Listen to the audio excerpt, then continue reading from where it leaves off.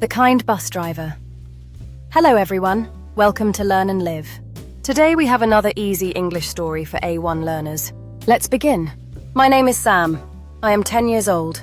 Every morning I take the bus to school. The bus driver is Mr. Wilson. He is always friendly. Every day he smiles and says, "Good morning." One rainy morning I leave my house in a hurry. I arrive at the bus stop just as the bus is leaving. Oh no, I think. Mr. Wilson sees me running. He stops the bus and waits for me. "Take your time," he says kindly. "Thank you very much," I reply. I get on the bus and sit next to my friend Emma. On the way to school, I look into my school bag. "My lunch is missing," I say. I feel worried. Mr. Wilson hears me. He smiles and gives me a banana from his lunch bag. "You can eat this today," he says. "Thank you, you are very kind," I answer. After school, my mother tells Mr. Wilson, "Thank you for helping my son today." Mr. Wilson smiles and says, "We should always help each other."